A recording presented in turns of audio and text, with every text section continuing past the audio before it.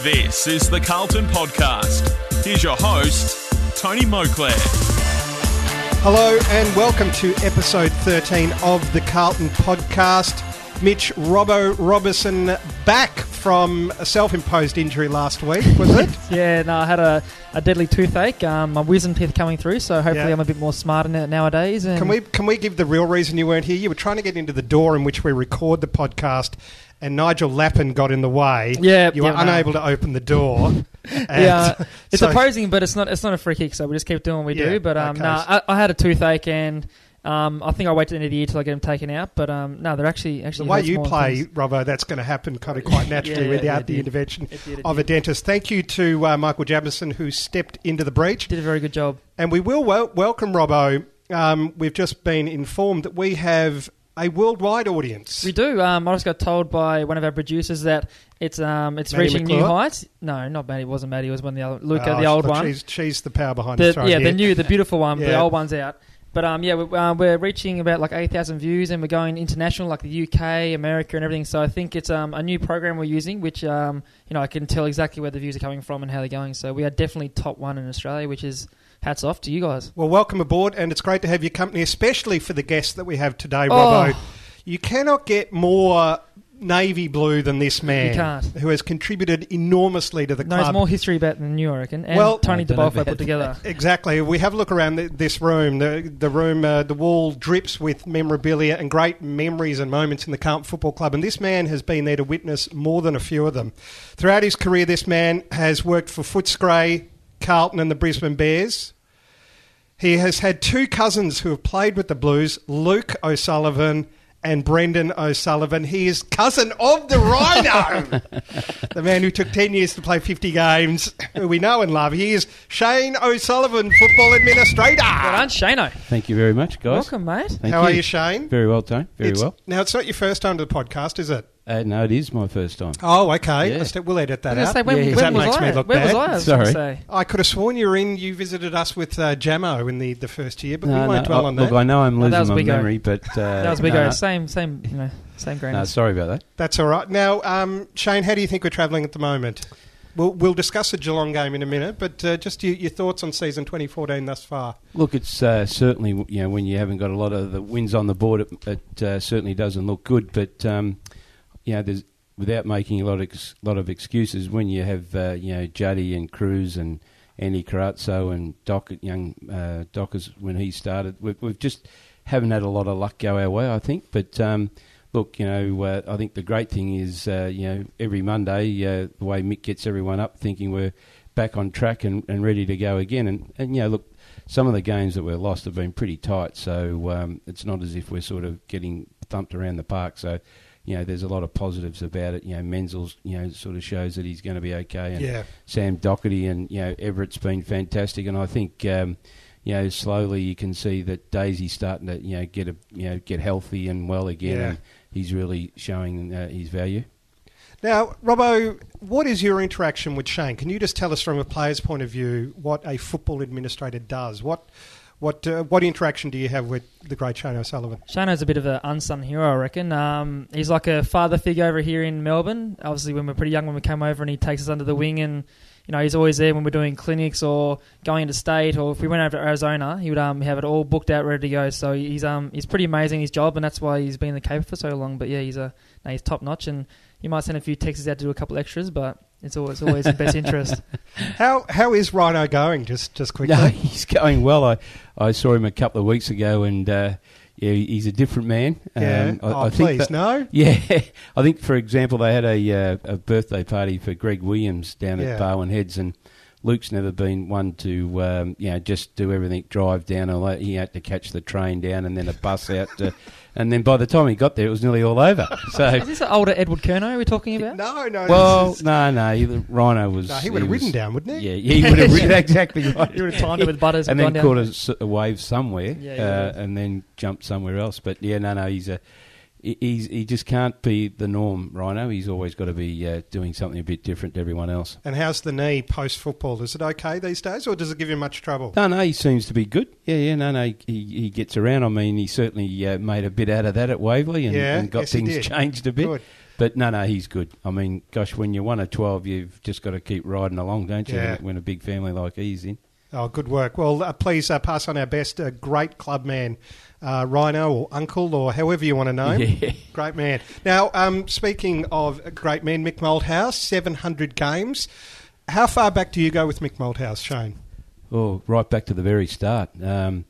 I was just talking to Mick today, just reminiscing. When I was the GM at Footscray, we're looking, to make a change in the coaching ranks, and I was lucky enough to train at Richmond in I think 1978, 79, and big years for the Tigers. Yeah, and the two people that stuck out in my mind was Mick Malthouse and Neil Baum. They were just fantastic to the guys that actually were on the outer or trying to get in and that. And it's funny how just things stay in your mind. I never thought I'd be in football or an administrator at all, but then lucky enough to get to Carlton here in 79.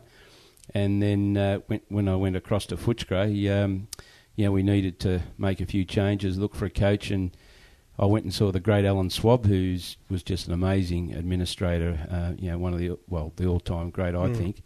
And I said, look, I want to bounce something off you, and mention Mick's name. He said I'd go and get him tomorrow. So I can remember Mick used to work at the Motor Accident Board in the city. Yep. And busy job. Yeah. And I used to sneak in there, and in those days, in those big buildings, and not like computers now, and that you have those big sliding filing cabinets. Yeah. And we'd slide a few across and get around the back so no one could see us having a chat, and that's sort of where it all started. And lucky enough we were able to get him in 1984, and away he's gone. So it's incredible. 700. I'm sure when he started, he and Nanette wouldn't have thought he'd still be coaching at this stage. But I'm sure Mitchie'd agree. Like he might be 60 or whatever he is. He really, the way he gets around and his fitness and his health, and he's sort of only in his early 50s, I reckon. The way he sort of goes. So still trying to learn, still trying to work out different ways to the game to be played and things like that. So he certainly got the fire in the belly still. It's great from a supporter's view, Robbo, when you look, when there's a dodgy free kick, and let's be honest, Carlton have had a few of them, been on the receiving end of them over the last couple of weeks. You cut to Mick and it still hurts. That's what I love seeing in the coach. He still bleeds for that sort of thing. Absolutely. I mean, he feels for the boys, out there that are, busting everything to sort of get the footy and do the right thing when a few things go against you. He's certainly quite emotional and vocal about it. Now, Robbo, how's the week been in the lead up to the 700th? Does it, is it business as usual for you guys? Yeah, Mick's had a couple of milestones this year, and I think he tries to keep the focus back on the boys and the game. We're not getting ahead of ourselves. We aren't in a great position on the ladder, but we've been in a few games, and it's a massive test for us this week. We got Hawthorn, who's second on the ladder, and they've been playing very, very good footy. But just as like last week, we didn't go in thinking they're better than us. Mick says it so every week. We're a chance to win, so we take that confidence in the game, and we do believe in our structures and stuff. And if they hold it up, then we should be coming out with the 4 points hopefully. Just going to touch on the Geelong game in a second, but I'll give you the Mick Malthouse stats.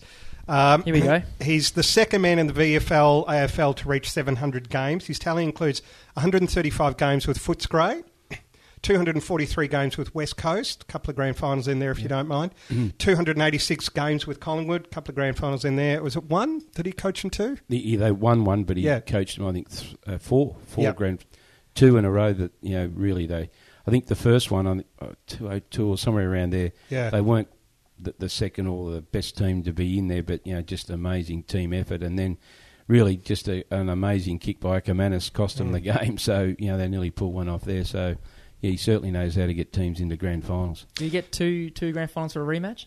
Give him double. I'll be claiming that. I'll play it in two grand finals. Yeah. And he's coached 35 games with Carlton, including the game last week against Geelong. Well done to Geelong for getting up. It was a torrid game. Robbo, in the washout of it, you featured him, and I mentioned Lappin before. Can you tell us what was going on at that particular moment? Yeah, obviously we're kind of disappointed with the way the game turned out, but we had our chances. We were 16 points up in the last quarter, and just like Brisbane, we kind of let it slip away, and some decisions went our way, some didn't. So you can't really dwell on that. But yeah, there was a couple couple of contested situations in the forward pocket there where we had our probably last chance at it, where Menzel, got tackled high. It wasn't a free kick, so we'll play on that. And I think they came out and said, the Lappin incident wasn't a free kick, so I guess we can't do much about that. But just going forward, it'd be good to know, what the rules are. So if we want to put our runners in the stoppages, we can get probably a couple extra blocks in there. Yeah, okay. Could be a new tactic. I'll go tell Mick now. I'll get a new job next year. Yeah. How do you rate your game, Robbo? Against Geelong? Against Geelong wasn't too bad. I was playing mainly a forward role. Then I got the call up from up on the box saying, "Robbo, you're going to go on the midfield for the second half," which was, my eyes lit up there. So I went in the midfield, had a few touches, a couple of clearances, and it felt good to be back in with the boys. But as I said, we had our chances in the last quarter to put the game away, and it just didn't happen. Your disposal is a lot sharper these days and a lot cleaner. I'm glad you've seen that. Yeah, my disposal efficiency is above 70 now. So what's that? What do you put that down to? Is that that's your that's sleeping all chances letting you sleep? What's the story? That's our assistant coach, Rob Wiley. He's been on me pretty much for the start of the year saying, no torpedoes, more drop punts. And I think it's just coming with mature as we're on a game. Came up to nearly 100 games, so I kind of see myself as being a mature player, and I just want to take a little bit more time than I thought I used to have. I was always bull at a gate and just kicking the ball and clearing it, but there's a time and space when you get sometimes that you don't notice you have, but you just take a couple more seconds. Two-headed question for you, Shane O'Sullivan. What was that?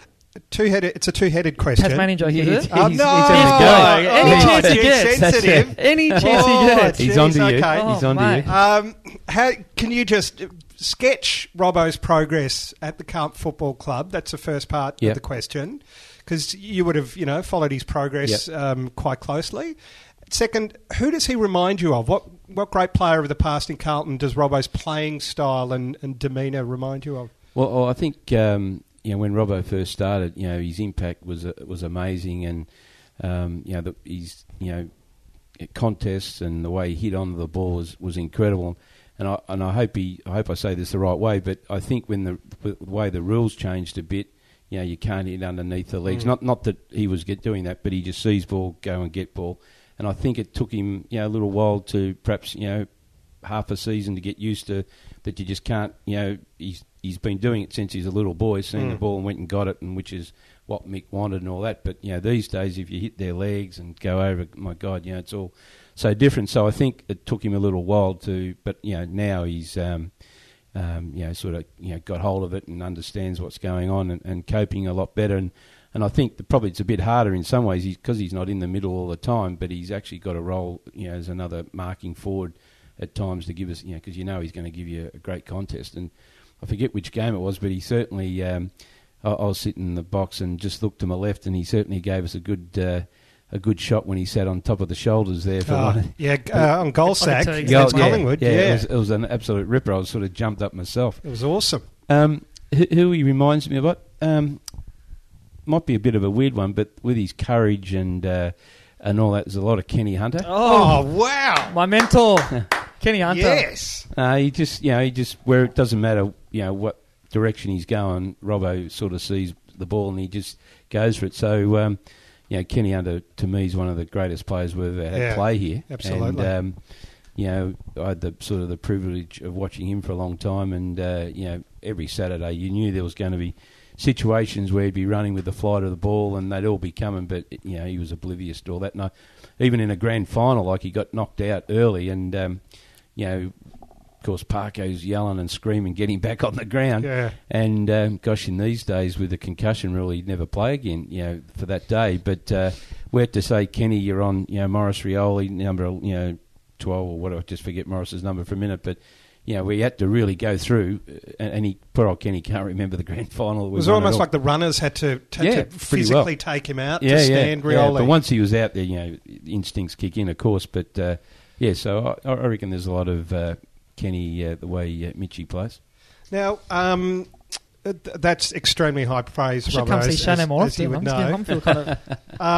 Now, Kenny Hunter was a great of a previous era, of not too distant past. A giant of the club was Anthony Koutafidis, and who you would know quite well personally, I would imagine. Yep. I guess in the last 10 to 15 years, as a supporter, Robbo, just a giant of a player. His impact at Carlton was enormous, and he was a phenomenal player. He's a great competitor, and he was a gentleman as well. Absolutely. He's a great man, Kuda. So we say congratulations for his induction into the AFL Hall of Fame. 278-game career was complemented by glorious individual and collective achievements, most notably the Carlton captaincy, 2 club BNFs, the Players Association Most Valuable Player Award, and of course the 1995 Grand Final triumph. The moment, of course, I remember from that when somebody went near Ange Christou and it sparked a melee. You don't do that. You don't go near Ange. It's his BF, isn't it? Yeah, and look, gosh, so many flashbacks with Kuda, like that day here against West Coast. Yeah. Like, I've got to be careful. Mick was coaching that day, but I mean, he took 18 marks. Like, you think, they didn't really make many changes, but he was just unbelievable. And I'll never forget in 1999 when we beat the Bombers. Unfortunately, probably, that was our grand final. Unfortunately, in one way, but. Gosh, his game that day was just incredible. You mean in 99? Yeah. The Plim final against Essendon. Yeah. We probably, that was our grand final day that day, but Kuda was just absolutely amazing, that particular day. So, there's so many games, and just seeing him pick the ball up one-handed and, I mean, so many young kids used to sort of, try to emulate him, when you go out and watch games and that sort of stuff. He was incredible. He used to pluck it like a mushroom. It was astonishing. Speed, mobility. Or a kebab. His ability to crash a pack and just a magnificent man. Just an absolute gentleman. He's a good bloke too. Off the ground, and he probably could have been a bit more aggressive in some ways, but he just was a really nice person. So amazing player. He and Ange, in those younger days, it was pretty exciting footy. Seeing those 2 young guys come through together, and I was Ange actually rang today for a favour, and it was good that they're still sort of pretty close. Even at this stage of their life. And thank God Kuda's knee held out for Dancing with the Stars, which he won, didn't he? Was he? I'm pretty sure he did win it. I think he got his shut off a few times. Might have swayed the female audience, but he's still looking good. Like if I'm that good at 35 now. Yeah, gosh. He's 40. Yeah, he'd be nearly 40, wouldn't he? He'd have to be, but he's always been in great nick. The Kuda, he's a beast. And we love that he's a one-club player too. Yep. So hearty congratulations to Kuda, great servant of the Carlton Football Club. Now, as football administrator, Shane O'Sullivan, can you just give us some ideas to you mentioned being in the box, your day-to-day duties around the club, and then I want to pick your brain about the umpiring, which has been in the news. We're just going to touch on it. We just, I guess, an unusual admission from the director of umpiring, Wayne Campbell. But first, if you could just tell us, say, your week at the Carlton, at the club, what it entails. Well, I'm really lucky that I've got a job that I love doing, and you love coming to work every day. Mac is always on to us that we're all got to take holidays, but I said it's nice coming to work. So, but especially when you're around the players, they make you feel young and really want to sort of enjoy everything. Look, I'm sort of most of my sort of weeks really involved with the coaches and Mick and these guys making sure that whatever they need to be done gets done, or follow up, or I'm in match committee all the time when they have meetings. I suppose run match days as well, and when we go into state, I drive these blokes mad with a lot of text messages of what's going on, and sometimes I'm not the greatest speller, so I leave a few things off. Right. But whatever Mac sort of help Macca out with certain things. But look, it's a really, I got to say, it's a really enjoyable place to work. With Macca and Sam Powers come on board and all the coaches, and we've got a really great group of young recruiters that are coming through. So I mean you walk in and everyone's got a good smile on their face, and I mean you can't plan a day in footy because you just never know what is going to come up or what problems are going around or whatever. But 99% of the time it's a really enjoyable place to work, and the hype of match day is, you just can't explain how good it is. The highs and lows are hard, but by gee, the highs are unbelievable, and I've been lucky enough to be around here when they've won flags and been involved. So that's the thing that you want, Mitchie and these boys to sort of experience, and I'm confident, in the next 12 months that'll turn around and we'll be giving it a really good shake. Do you ever have players coming into you, they're in tears, they can't quite cope with the fact that it's just been announced that they're going to share a house with Mitch Robinson? do you? Oh, is that where 80%? Is that where 80% of your kind of work goes? There's only a few meetings that happen, mate. There's only a few. Oh, well, they're the things that I say. You have your day planned, and that mucks you up. See, no, look, I mean, yeah, it's all good now. I've got a wonderful partner, so I don't need the boys. I don't need them. I've seen too much during the day. I'm always busy at night time. No, they're good. Hawthorn, Robbo. Who do we need to neutralise? They're unfortunately, Alistair Clarkson is not. Were you at the Battle of Britain? Out of interest, Shane? No, I wasn't. I was at Footscray then. Oh, what a shame. Yeah, no, I saw it on telly though. Yeah, Clarko holds a special thing here too with a lot of people at Carlton. They're missing a few key players, more than a few, about 4 of their key players, but they've been tested recently. GWS, they only just got past them, but they're still a really lethal team, Robbo. So how are we going to beat them? And we have really struggled to beat Hawthorn over the last, 6 years? I don't think it seems like the last years. decade. Well, I think the last time we beat Hawthorn, Cooter played. There you go. That was in a NAB Cup challenge over at Launceston. Yeah. And I can remember, Buddy was just sort of starting off and everyone wanted Cooter's autograph and, no one sort of knew much about Buddy then. But I think, Dennis was coaching. It was the last time I think we've beaten Hawthorn at all. No? No? My first year we beat them in a NAB Cup. Oh, did we? Yep. I kicked my first goal in NAB Cup. Oh, I've nice got that picture on my wall, but yeah. Yeah. But we do struggle against Hawthorn. They're a very good team. Look, they're a great team. It doesn't matter who's out or who's in because they've always got great depth. They're a bit like Geelong in that sense. They've got players that can step into roles, and it doesn't really matter who they've got in the park. They're going to have a good team plan. But we know the players we have to stop. As it says here, you've got Jordan Lewis, Birchall. We've got a few blokes that can run with the ball, run and carry. But we've got some plans in place which can hopefully slow them down on the MCG and get the ball into our hands. So. Yeah, look, it's going to be a big game. We think, if we beat them in the stoppages, because that's what they do so well, they're probably the number one scoring from stoppages. So if we can nullify them there, I think we can have a pretty good chance of getting the win.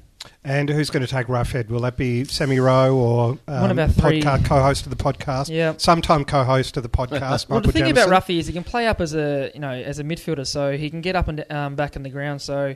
If he comes in the midfield, I'm sure one of the boys will pick him up and try their best. But yeah, as he said, he can play anywhere. But I'm thinking Jamo or Rowie up forward. Yeah, well, how do you rate Sam Rowe's journey this year, Shane? Oh, look, I think he's been a bit of a revelation, really. Yeah. He's done some fantastic jobs, and he had a rough start last week, but he ended up. I thought he was terrific, in the second half. So, Sammy's a lot of respect from all the boys, and. You just know he's going to give his, I know they all give their 100%, but Rowie certainly shows that he's given it all his best, and just the way he trains and he's gone about everything's fantastic. So he's added a lot to us, I reckon. Rowie's on the path of writing a bestseller, I reckon, the way he's going. What, do you think it's such a fairy tale? Mate, it could be. Yeah, I think chuck you're right a premiership there, in there, and I reckon we'll be on his way. Yeah. I might be a bit of a... Is he getting a big head, do you think? No, Rowie's one of the most placid blokes you'll meet. He's very, very modest and he's a good bloke. But as how's the business going? We had him on the podcast this year. His business is flying, mate. He's doing his chippy work. So S&S Construction. So if you're ever looking for some decks being made, look him up. And if you want to wear workwear, you might try the new range of workwear from Mitch Robinson Clothing. Are you thinking about that? No, I did a little thing for a hard yakka company, I think. Yeah. Did a bit of modelling there, so... got a bit of freebies. Yeah, done a bit of modelling. Yeah, nice. It would be great just to beat Hawthorn. That sentence stands alone. Doesn't need any clarification. No. It just would be. We came close last year, so we'll try and put... It was only 13 points or so, wasn't it? Yeah, well, it was a good game all the way through. They figured out a game plan after half time, and they kind of shut down our switches and stuff. But no, we're looking pretty excited for this Friday night, and it's what a bigger stage to do it on. Yeah, our home game. Our home game. So hopefully everyone can get down there and support us. So and also, it'd be a great start for the 150-year celebration on the Saturday night. Just be fantastic, get everyone in the right frame of mind. Big weekend, I reckon. Yeah. Definitely. That would be the perfect way to kick it off. And like I say, beating Hawthorn any time, any place is always an awesome thing to do. Yep. What I will get you to do now is to play something we do on the podcast. How well do you know your teammates Mitch Robinson and Shane O'Sullivan? Not exactly a teammate of yours, Shane, but like a protege or a fellow employee of the Carlton Football Club. I've got no chance at this Robbo, one. you're coming off some seriously poor form. I was 3 in a row, then I lost 2, so Yeah, what can I do? I got beaten by Jeffy. It's kind of like, losing. I'm not going to say Be careful. This is your chance, all right, to dig yourself out of your hole, to turn the slump around. If I beat Shano, that's worth about 5 wins, I reckon. So. Well, okay. I should have cheated on this one, but... Okay, are we ready? You ready, Shane? I made my debut for the Blues during our round 1 clash against Melbourne in 2006. Ooh. Okay, in 2007 I was elevated to the 8-man leadership group for the entire season.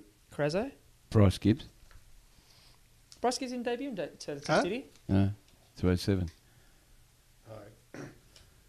Yeah, I don't know why. Am I right or wrong? No, the answer is no.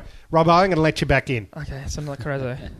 Did you say Gibber? Is it Gibber? No. It's not Gibbo. No. Okay. During round 21 in 2010, I joined my father and my grandfather in playing my... Jared Wade. No, not Jared Wade. As a result, the three of us became the first and so far only father-son, grandson combination in league history to each play 100 games. Yes, it is. Yeah. Well done. The clue you would have gotten I could tell Shannon knew the whole time. The number I don on the back of my Guernsey was also worn by former Carlton great and current AFL Commissioner Mike Fitzpatrick. So you would have got that? You would have got that. I think Shannon knew the whole time. He's just going... He didn't No, say anything.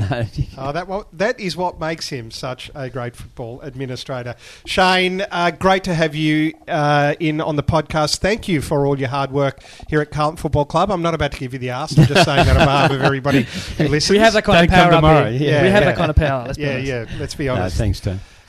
And enjoy Saturday night. Yeah, no, really looking forward to it and can't wait to see a lot of the past players and just even the people there just to enjoy the night. And I'm sure some of the clips will be just amazing on the screen, for the history that this club's got. So it'll be, be a great night. And especially, I think it'd be great for, the new boys to sort of, see a lot of that history. And we've probably got to do a little bit better and, get the players to understand, what's gone, before them sort of thing. So, no, it'd be great. Okay, thank you so much, Shane O'Sullivan, coming in. Say good day to Rhino for us. Robbo, good luck against Hawthorn. Thanks, mate. Would love you to see you walk away with the 4 points, but that is stating the obvious, something we don't do here on the Carlton podcast. No, thanks it's for not having our me. style. It's been a great one. Shane O'Sullivan, everyone. Yes, thank you. Woo! Thank you to everyone listening, wherever you may be around this great globe of ours. It is a great globe. Just remember that. Always be kind to the planet and keep listening to the Carlton Podcast with me, Tony Moclair, and Mitch Robinson.